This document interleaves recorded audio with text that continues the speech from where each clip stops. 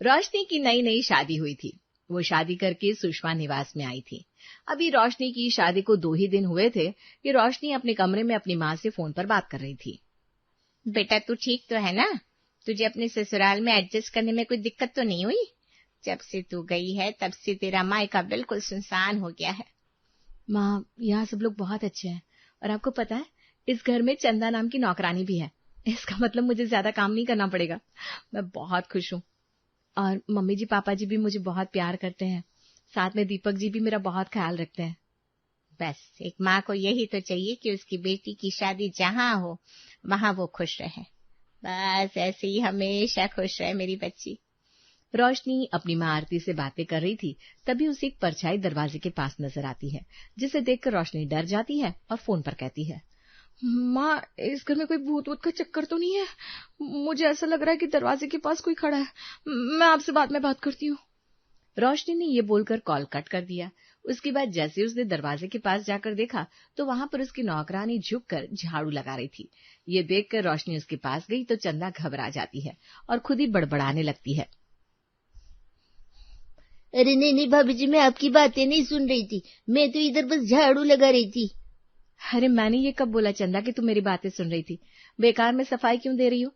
और रात के 9 बजे झाड़ू कौन लगाता है, खासकर तब जब जमीन पर कूड़ा ही ना हो। वो बात ये है भाभी, मैंने सोचा थोड़ी सी सफाई अभी कर देगी तो सुबह का काम हल्का हो जाएगा। अच्छा मैं चलती है, बहुत नींद आ रही है और रात के समय ना माँ जी को गरम दूध भी देने का है। चंदा ये बोलकर वहां से चली जाती है और रोशनी खुद से कहती है, चंदा कितनी बढ़िया नौकरानी है जो रात के टाइम भी झाड़ू लगा रही है। सच में इस घर में तो मुझे बहुत आराम है। वहीं दूसरी तरफ चंदा अपनी बड़ी मालकिन यानी रोशनी की सास सावित्री के लिए दूध गर्म करके ले जाती है। छोटा मुंह बड़ी बात माँ जी, अगर मैं कुछ बोलेगी तो आप मेरे को डांटेगी तो नहीं ना? तो 10 साल की थी जब इस घर में आई थी। तेरे माता पिता के निधन के बाद हमने तुझे यहीं रख लिया था। हमारी बेटी की तरह है तू। तेरी बात का बुरा थोड़ी ना मानूंगी। चल बता क्या बात है। चंदा वहीं पर सावित्री के बगल में बेड पर बैठ गई और उसका हाथ पकड़कर बोली, आपको क्या बताऊं माँ जी, मैंने अभी अभी रोशनी भाभी को उनकी माँ से फोन पर बात करते हुए सुना। वो बार बार आपकी बुराई कर रही थी। बोल रही थी सासू माँ हमेशा टेढ़ा मुंह बना कर रखती है और पति भी अच्छे से ख्याल नहीं रखता। मेरे को ना बहुत गुस्सा आया सब सुन के। क्या रोशनी ये सब कुछ कह रही थी मेरे बारे में? लेकिन मुझे नहीं लगता कि वो ऐसी है।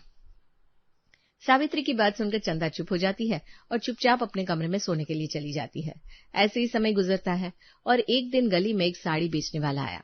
सावित्री ने रोशनी को आवाज लगाकर बुलाया और कहा, बहू, ए बहू, देख साड़ी वाला आया है। मैंने रोक रखा है, तुझे जो भी पसंद हो तू अपनी पसंद की साड़ी चुन ले। माँ जी, मुझे तो अभी जरूरत नहीं है। अरे ऐसा कैसे नहीं है? ये नीले रंग की साड़ी देख कितनी सुंदर लग रही है, तुझ पर बहुत खिलेगी। इस तरह सभी लोग साड़ी देख रहे होते हैं। तभी वहां पर चंदा आती है और जैसे वो उस नीले रंग की साड़ी को देखती है तुरंत ही उस साड़ी को हाथ में पकड़ लेती है और कहती है, माँ जी, जब भाभी मना कर रही है तो अब बेकार में काय को जिद करी है। लाओ ये साड़ी मैं ले लेती है। चल एक काम कर, ये साड़ी तू ही रख ले। वैसे भी तू भी मेरी बेटी जैसी है। ये देखकर रोशनी को थोड़ा अजीब लगता है, लेकिन वो कुछ नहीं कहती। समय बीतता है और एक दिन जब रोशनी सबके लिए चाय छानने वाली होती है तभी चंदा आती है और अपने लिए चाय छानने लगती है, जिसे देखकर, अरे चंदा, पापा जी के लिए चाय छान रही हो क्या? नहीं भाभी, पापा जी के लिए क्यों चाय छानूंगी मैं? शाम हो गई है, मेरा चाय पीने का टाइम हो गया है। अब पापा जी के लिए चाय लेकर जाओ, मैं जा रही हूँ आराम से बैठकर चाय पीने को। ये सुनकर मानो रोशनी के पैरों तले जमीन खिसक जाती है। उसके मन में ख्याल आता है कि क्या कोई नौकरानी ऐसी भी हो सकती है। थोड़ी देर बाद जब रोशनी चाय लेकर बाहर आती है तो देखती है उसके ससुर जी के बगल में चंदा आराम से सोफे पर बैठकर चाय पी रही थी। ये सब देखकर रोशनी ने अपने मन में सोचा, क्या है ये सब? ये चंदा आराम ज्यादा करती है और काम कम करती है। इससे काम के अलावा बाकी सारे काम करवा लो, ये उसमें मना नहीं करती। पर क्या ही कहूं, आखिर मेरे घर वालों ने इसे इतना चढ़ा रखा है।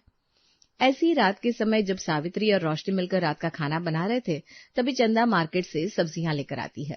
सावित्री ने कहा, चंदा, तुझे 6 बजे मार्केट भेजा था, तू 8:30 बजे वापस आ रही है और तेरी वजह से हमें खाना बनाना पड़ा। कहाँ रह गई थी तू? अब क्या बताऊं माँ जी, पड़ोसन के घर में झगड़ा हो रहा था तो मैं वही सुनने लग गई कि आखिर मामला क्या है भाई। वैसे भी पता नहीं आजकल ना क्या क्या हो रहा है। अच्छा ठीक है, मुझे आराम से बताना, जब दूध देने के लिए रात को कमरे में आएगी ना, तूने क्या क्या सुना। अरे माँ जी बाद में नहीं, अभी आप मेरे साथ अपने कमरे में चलो, हम आराम से एसी में बैठेंगे, मैं आपको बताऊंगी मैंने पड़ोसन की क्या क्या बातें सुनी है। अब चंदा सावित्री को लेकर अपने कमरे में चली जाती है और रोशनी अकेले ही खाना बनाती रह जाती है, जिसे देखकर वो खुद से बोलती है, मुझे तो बहुत गुस्सा आ रहा है, क्योंकि ये चंदा काम करने के अलावा सब करती है और सारा काम मेरे सिर आ जाता है। झाड़ू लगाती है तो पोछा लगाने से मना कर देती है, सब्जी लेने जाती है तो 3 घंटे बाद वापस आती है। पता नहीं इसको इतना चढ़ा क्यों रखा है। इस तरह अब रोशनी खाना बना देती है, जिसके बाद सभी लोग खाना खाकर अपने कमरे में जाते हैं। रोशनी अपने पति दीपक को सारी बात बताती है, जिसे सुनकर दीपक कहता है, रोशनी वो शुरू से इस घर में रह रही है, वो भी माँ की बेटी की तरह, इसलिए वो ऐसा करती है। पर कोई बात नहीं, तुम इस घर में नहीं हो, अगर तुम थोड़ी सी स्ट्रिक्ट हो जाओगी तो वो अपने आप लाइन पर आ जाएगी। आपने बिल्कुल ठीक कहा दीपक जी, अगर चंदा को लाइन पर लाना है तो मुझे ही एक्शन में आना होगा। अब रोशनी ने ठान लिया था कि वो चंदा से काम करवा कर रहेगी। ऐसे घर में बहुत सारे बर्तन पड़े हुए थे। चंदा ने भी आलस की वजह से सुबह के बर्तन नहीं मांजे थे, दोपहर के भी बर्तन हो गए। तभी रोशनी ने चंदा को रसोई में बुलाया और, चंदा देखो, रोज सुबह नाश्ता बनाते हुए मैं बर्तन धो देती हूँ, आज मैंने नहीं धोए तो तुमने भी नहीं धोए। दोपहर में भी तुम सो गई थी, अब देखो कितने बर्तन हो गए। रात के खाने के लिए भी बर्तन नहीं है। आज आलू मटर की सब्जी बनेगी, मैं मटर छिलने जा रही हूँ, तब तक तुम ये सारे बर्तन धोकर रसोई साफ कर दो। भाभी एक काम करो ना, मटर मैं छिल देती हूँ, तब तक आप बर्तन मांज दो। अब जब बर्तन मांजती है ना तो बर्तनों में एक अलग ही चमक आ जाती है। एक पल के लिए तो रोशनी उसकी मीठी मीठी बातों में आ गई और शर्माने लगी। सच में मैं बर्तन मांजती हूँ तो बर्तनों में ज्यादा अच्छी चमक आ जाती है क्या? अच्छा चल ठीक है, तू जा मटर छिल, बर्तन मैं मांज देती हूँ। अब ऐसा ही होता है। चंदा मटर लेकर हॉल में छिलने के लिए चली जाती है। वहीं रोशनी ने बहुत सारे बर्तनों का ढेर साफ किया, जिससे उसकी साड़ी भी पूरी तरह से गंदी हो जाती है। जल्दी से साड़ी बदल लेती हूँ, उसके बाद चंदा को बोल दूंगी खाना बना ले, फिर खाकर आराम करूंगी। बर्तन तो सच में बहुत ज्यादा थे। थोड़ी देर में उसने बाहर आकर देखा तो चंदा आराम से टीवी चलाकर, एसी को 16 डिग्री पर चलाकर अपना मटर छिलने में व्यस्त थी। जहां रोशनी ने 40 मिनट लगाकर इतने सारे बर्तन धो दिए थे, वहीं चंदा जी ने अभी तक आधा किलो मटर भी नहीं छिले थे। ये देखकर रोशनी उसके पास गई तो चंदा ने कहा, भाभी अब जल्दी से साड़ी बदल कर आ जाओ, तब तक मैं मटर छिल लेती हूँ, फिर अपना बढ़िया सी आलू मटर की सब्जी बना देना, आप ना बहुत अच्छी सब्जी बनाती हो। रोशनी चंदा की ये बात सुनकर हैरान हो जाती है। उसे गुस्सा तो बहुत आता है, लेकिन वो अपना गुस्सा दबा लेती है और अपने कमरे में जाकर दरवाजा जोर से पटकते हुए कहती है, ये अपनी मीठी मीठी बातों में आखिर मुझे भी फंसा गई। कोई बात नहीं, मुझे सब कुछ संभालना होगा और इसे पटरी पर लाना होगा। ऐसे ही कुछ दिन बीत जाते हैं और एक दिन सावित्री और उनके पति प्रवेश को एक शादी में जाने का न्योता आता है। शादी गांव में थी और वो लोग 10 दिन के लिए जाने वाले थे। सावित्री रोशनी के पास आई और उसे कुछ पैसे देते हुए बोली, बाबू हम 10 दिन के लिए गांव जा रहे हैं और चंदा की सैलरी की डेट आ रही है। मैं तो रहूंगी नहीं, तो तू एक काम करना, तो उसे 5 दिन के बाद उसकी सैलरी दे देना और ये थोड़े से पैसे घर के खर्चे के लिए इन्हें भी अपने पास रख ले। जी माँ जी, आप आराम से जाइए और अपना ख्याल रखना, बिल्कुल भी फिक्र मत करना, मैं सब कुछ संभाल लूंगी। आखिर मैं हूं तो इस घर की बहू, तो सारा काम संभालना मेरी जिम्मेदारी है। इतना बोलकर रोशनी मुस्कुराने लगती है, क्योंकि उसके दिमाग में एक बहुत अच्छी तरकीब आ गई थी, जिससे वो अपनी काम ना करने वाली कामवाली को सबक सिखा सकती थी। तो वहीं अब सावित्री अपने पति प्रवेश के साथ गांव के लिए निकल जाती है। उनके जाते ही रोशनी खुद से कहती है, अब आएगा ना मजा, मैं भी देखती हूँ मेरी काम ना करने वाली कामवाली कब तक काम नहीं करती। कुछ दिनों के बाद रोशनी चंदा को मार्केट ले जाती है और उसे एक साड़ी दिलवा देती है। चंदा भी खुश हो जाती है कि उसे मुफ्त की साड़ी मिल गई। वापस आते हुए रोशनी को फेशियल करवाना था, तो वो अपने साथ चंदा का भी फेशियल करवा देती है। ये सब कुछ देखकर चंदा अपने मन में सोचती है, अरे वाह, आज तो मुफ्त की साड़ी और फेशियल मिल गया मेरे को, और क्या चाहिए। सच में चंदा तेरे तो मौज है, मौज। ऐसी रोशनी ऑनलाइन कुछ और भी सामान मंगवा देती है, जिसमें एक हेयर ड्रायर, 2-3 सूट और 1-2 साड़ियां और थी। जब चंदा की सैलरी का दिन आता है तो चंदा सैलरी लेने के लिए रोशनी के पास जाती है। अब रोशनी उसे वो ऑनलाइन मंगवाया हुआ हेयर ड्रायर, सूट और साड़ी देती है, जिसे देखकर चंदा कहती है, भाभी अब मुझे इतना सारा सामान दे रही हो, वो सब तो ठीक है, लेकिन लेकिन क्या चंदा, मैं तुम्हें तुम्हारी जरूरत का सारा सामान दे रही हूँ, इसमें भी तुम्हें दिक्कत है क्या? भाभी कोई दिक्कत नहीं है, पर मेरे को ना इन सामान के साथ पैसों की भी जरूरत है ना। मेरा पगार होने का टाइम हो गया है, मुझे मेरी सैलरी दे दो। आप ये सब देती हो, मैं इसकी इज्जत करती हूँ, पर मेरी सैलरी किधर है? हाँ, तो तुम्हारा काम भी कहाँ है चंदा? तुम भी तो काम के अलावा सब देती हो, इसलिए मैंने भी तुम्हें तुम्हारी सैलरी के अलावा सब दे दिया। रोशनी की बात सुनकर चंदा को सब समझ में आ जाता है कि आखिर रोशनी क्या कहना चाहती है। उसकी बातें सुनकर अब चंदा की आंखों में आंसू आ जाते हैं, जिसे देखकर रोशनी कहती है, मेरे ख्याल से तुम्हें अब समझ में आ गया होगा चंदा कि जो चीज हमें चाहिए होती है हमें वही मिलनी चाहिए। तुम्हें इस घर में काम करने के पैसे मिलते हैं, लेकिन तुम काम के अलावा सब कुछ करती हो। सोचो, तुम्हारे होने ना होने से मुझे क्या फायदा हो रहा है? माना कि तुम बहुत पुरानी हो, लेकिन इसका मतलब ये नहीं कि तुम अपने काम में काम चोरी करो। मैं बस तुम्हें समझाना चाहती हूँ कि अपने काम से कभी भी जी नहीं चुराना चाहिए। अब बिल्कुल ठीक बोल रही है भाभी, पर मैं ना वादा करती हूँ अब से कोई गलती नहीं होगी और अपना काम भी अच्छे से करूंगी। इस तरह चंदा वो समझ जाती है जो रोशनी उसे समझाना चाहती थी, क्योंकि भले ही रोशनी की बातें कड़वी थी लेकिन सच थी। जिसके बाद अब वो अपना काम अच्छे से संभाल लेती है, और जैसे ही कुछ दिनों बाद सावित्री और प्रवेश घर वापस आते हैं तो घर का माहौल पूरा बदला हुआ था। चंदा बहुत ही जिम्मेदार हो गई थी और जिम्मेदारी से सारा काम संभाला करती थी। रात का समय है। कोमल और उसका पति मंगल अपने कमरे में हैं। कोमल की आंखों में नींद नहीं है और वो काफी बेचैन दिख रही है। सुनिए जी, मुझे एक बात बताइए। हाँ पूछो, क्या पूछ रही हो? दादी माँ इतनी बूढ़ी हो गई हैं और मैं जब से आई हूँ शादी होके, तब से उनके कमरे में मैंने जो संदूक देखा है उसकी चाबी आज तक उन्होंने किसी को नहीं दी। हाँ, इसमें कौन सी बड़ी बात है? तुम शादी होके आई हो तब से देख रही हो। मैं तो बचपन से देख रहा हूँ कि उनके कमरे में संदूक है और उसकी वो चाबी किसी को नहीं देती है। आखिर उस संदूक में ऐसा क्या है कि दादी माँ हमेशा ताला लगा के रखती है? उसकी चाबी कभी किसी को देती नहीं है। इतना बड़ा ताला लटका रखा है उसमें। मंगल करवट बदलते हुए कमल को अपने ऊपर खींचते हुए सोते हुए, ये तो मुझे भी कभी नहीं बताया उन्होंने। मुझे नहीं पता क्या होगा उसमें। वैसे तुम्हें क्या करना है? जाने दो उनका संदूक। मंगल आंखें बंद करके सो जाता है। कोमल लेटे लेटे सोचने लगती है, जरूर उसमें सोने चांदी हीरे जवाहरात उनके जमाने के रखे होंगे और उन्होंने इतना संभाल कर रखा है, किसी को भी नहीं देती है। अगले दिन कोमल खाना बनाकर सभी को लगाती है। सभी लोग बैठ के खाना खा रहे हैं। खाना खाते हुए कोमल अपनी दादी सास से, माँ जी, आपको पता है सब बात कर रहे हैं। क्या हुआ बहू, बताओ क्या बात है। माँ जी, आपको पता है हमारी पड़ोसन नैना ने कल सोने का हार खरीदा है। अच्छा अच्छा पोता बहू, ये तो बहुत अच्छी बात है। माँ जी, मुझे भी बहुत सोने का हार पहनने का मन है। हाँ तो तू अपने पति को बोल, वो दिलवाएगा। कितनी बार तो उनको कह चुकी हूँ, लेकिन दिलाते तो है नहीं। रोहित अपना चाय का कप रखता है और अपने खर्चों के बारे में बताने लगता है। अरे इतने सारे खर्च हैं घर के लिए, घर का लोन है और अभी तो गाड़ी की भी किश्त जारी है। कहाँ से तुमको सोने का हार दिला दूं?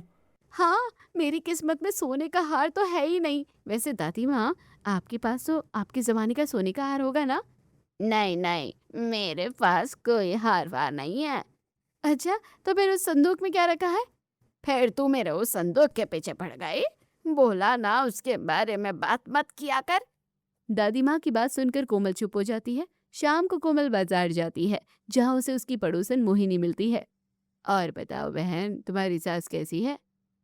अच्छी है, उनको क्या होने वाला है। वो दोनों बाजार में आगे बढ़ती हैं और सब्जियां खरीदने लगती है। सब्जियां खरीदते समय कोमल सब्जी वाले से, भैया घुइया के पत्ते दे दो। कोमल की बात सुनकर बगल में खड़ी मोहिनी, घुइया के पत्ते? लगता है तुम्हें घुइया के पत्ते पसंद है, तुम हमेशा लेकर जाती हो। नहीं, मुझे पसंद नहीं है, लेकिन मेरी दादी सास को घुइया के पत्ते बहुत पसंद है। वैसे कोमल, तुम अपनी सास का बहुत ध्यान रखती हो, वो तो तुमसे बहुत खुश रहती होगी। हाँ, खुश तो रहती है, लेकिन बस वो अपना संदूक का चाबी मुझे कभी नहीं देती। हाँ, तो तुमने बताया तो था उस संदूक के बारे में, कभी देखा नहीं उस संदूक को? नहीं, मैंने भी कभी नहीं देखा। दरवाजे के पीछे छुपकर देखना, शायद दिखाई दे दे उसमें क्या रखा हुआ है।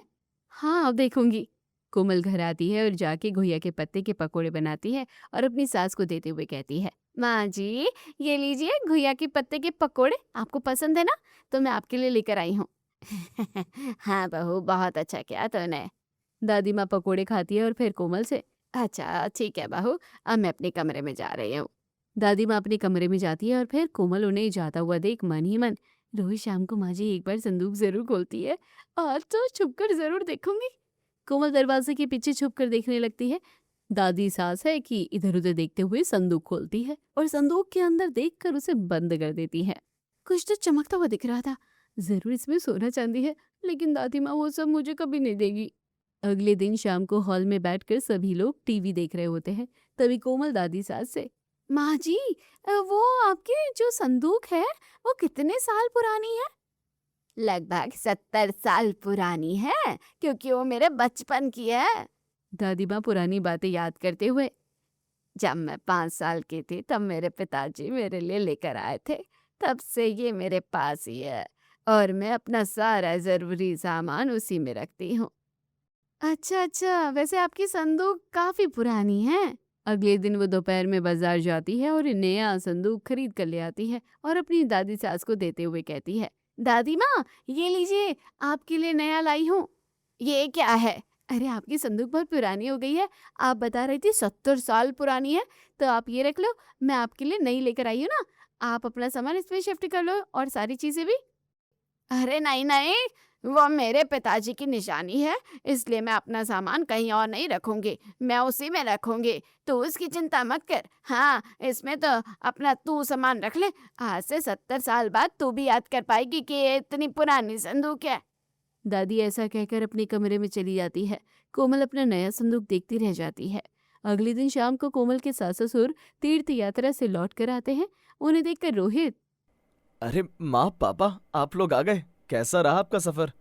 बहुत अच्छा रहा, बहुत घूमे हम, जगन्नाथ गए, पूजा की, पाठ की, बहुत मजा आया। अरे बेटा तुम लोग नहीं थे तो घर बड़ा सूना लग रहा था। हाँ माँ जी, हमने भी आप लोगों को बहुत मिस किया। वैसे दादी माँ, आप भी तो कभी तीर्थ यात्रा पर गई होगी ना? हाँ बहू, जवानी में तो बहुत गई, पर अब इन बूढ़े पैरों में इतनी ताकत नहीं बची है कि लंबी यात्रा कर सकूं। कोमल दादी माँ के जवाब सुनकर उदास हो जाती है और सोचने लगती है, कुछ भी करके दादी माँ को बाहर भेजना होगा, वरना मैं वो संदूक नहीं खोल पाऊंगी। ऐसे ही कुछ दिन बीत जाते हैं। एक दिन दादी माँ की तबीयत खराब हो जाती है। तभी दादी माँ कोमल से, अरे कोमल बहू, आज मेरी तबीयत ठीक नहीं लग रही है, जरा मेरे लिए थोड़ी खिचड़ी बना देना। ठीक है दादी माँ जी, मैं अभी बना कर लाती हूँ। कोमल रसोई में खिचड़ी बनाने के लिए चली जाती है।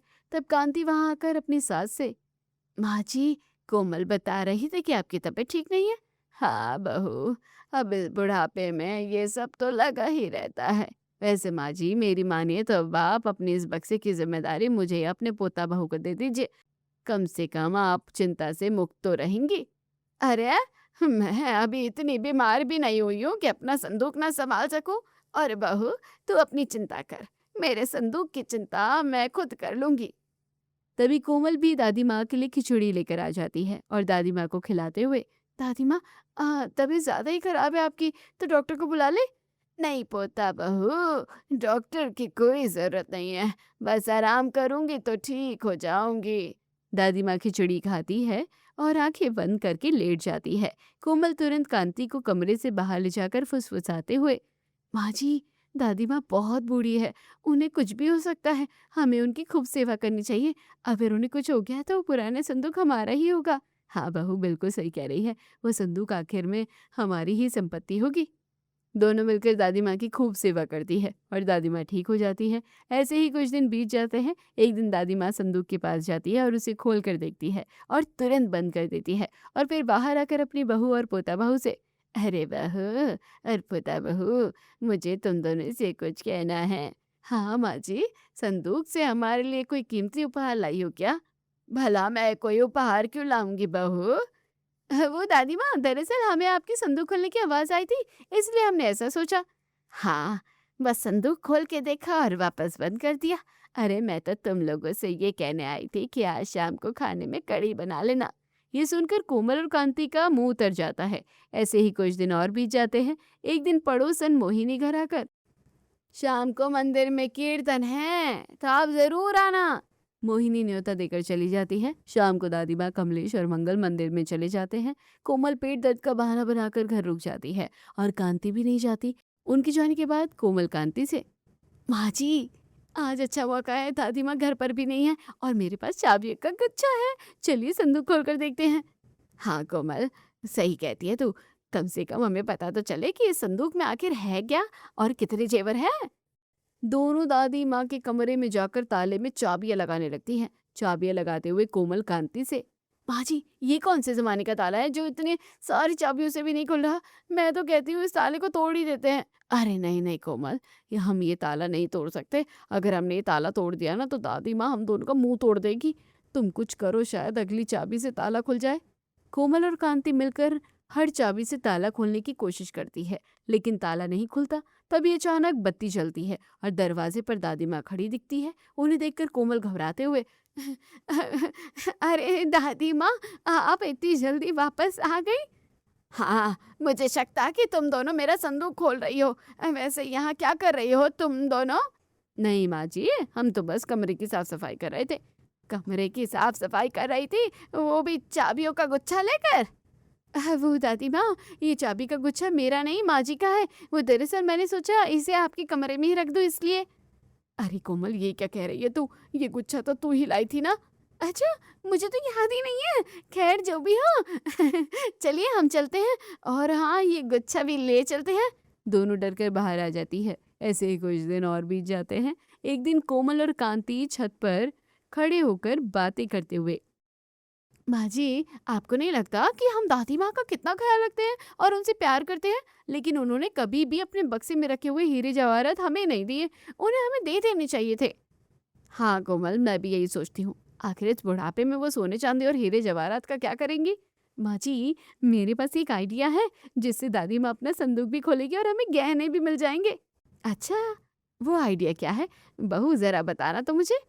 क्यों ना हम आज घर के मर्दों के सामने दादी माँ का संदूक खुलवाएं? ऐसा कहकर कोमल अपना पूरा प्लान कांति को बताती है। दोनों छत से उतर कर नीचे आ जाती है। रात को सब दादी माँ के कमरे में आते हैं। दादी माँ, आज हम सबको आपके 70 साल पुराने संदूक के अंदर क्या रखा है ये देखना है, प्लीज इसे खोलिए ना। हाँ माँ जी, ये देखना चाहती हैं तो दिखा दो, क्या बुराई है। पहले तो दादी माँ अपनी जिद पर अड़ी रहती है और संदूक नहीं खोलती, लेकिन जब सभी लोग जिद करने लगते हैं तब दादी माँ सभी से, अच्छा अच्छा अच्छा, अब सब जब इतनी जिद कर रहे हैं तो मैं दिखाई देती हूँ। दादी माँ ताला खोलकर ढक्कन उठाती है। अंदर सोने चांदी की जगह ढेर सारे कुरकुरे, चिप्स और बिस्किट के पैकेट भरे होते हैं। ये देखकर सभी लोग हैरान हो जाते हैं। ये क्या दादी माँ, संदूक में ये सब खाने पीने की चीजें रखी है? हमें तो लगा था सोने चांदी की होंगी। अरे बहू, मेरे पास सोना कहाँ से आएगा? जब मुझे रात को भूख लगती है तो मैं यही सब खाती हूँ। बाहर रखूंगी तो तुम सब मांग कर खा जाओगे, इसलिए चुप छुपा कर ताले में रखती हूँ। ये सुनते ही कमलेश और रोहित जोर जोर से हंसने लगते हैं और दोनों बहुएं बेहद शर्मिंदा हो जाती हैं।